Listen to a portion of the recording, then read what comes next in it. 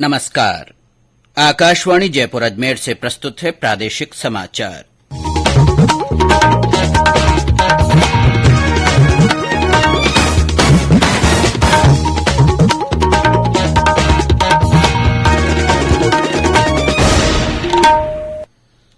समाचारों के साथ मैं अब्दुल हनीफ।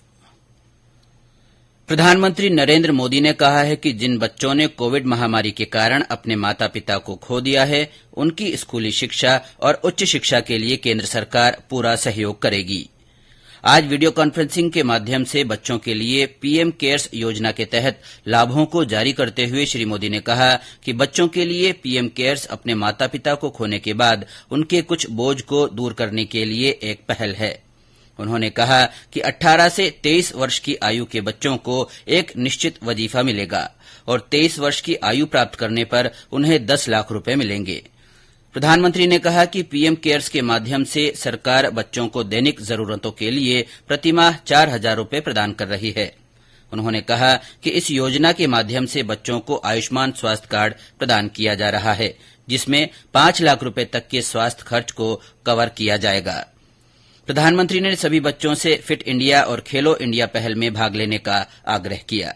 उन्होंने सभी बच्चों को योग और फिटनेस को अपनी दिनचर्या का हिस्सा बनाने के लिए प्रोत्साहित किया।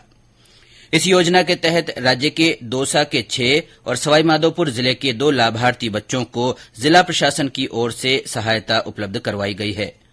यहां बच्चों को उनके बैंक खातों में स्थानांतरित की गई राशि की बैंक पासबुक, 5 वर्ष के लिए स्वास्थ्य कार्ड तथा प्रधानमंत्री की ओर से जारी लाभार्थी प्रमाण पत्र वितरित किए गए।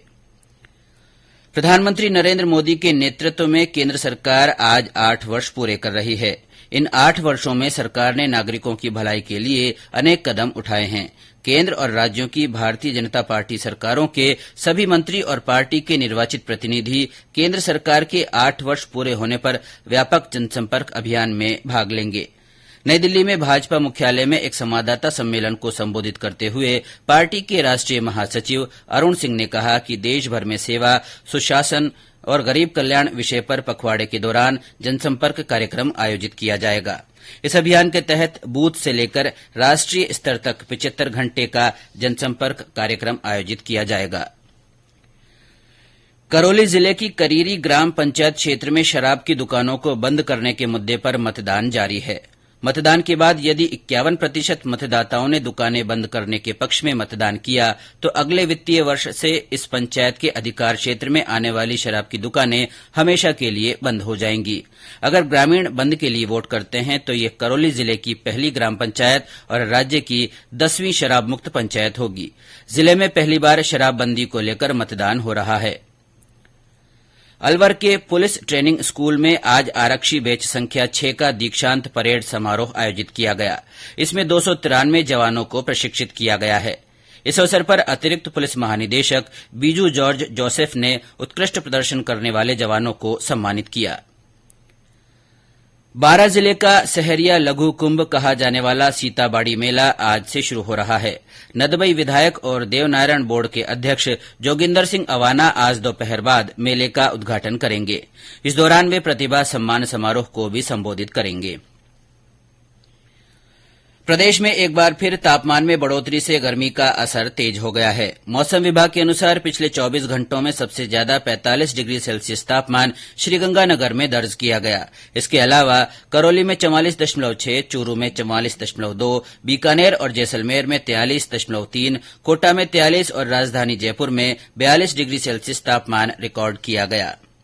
विभाग ने कहा है कि राज्य में आगामी 3-4 दिन मौसम शुष्क बना रहेगा।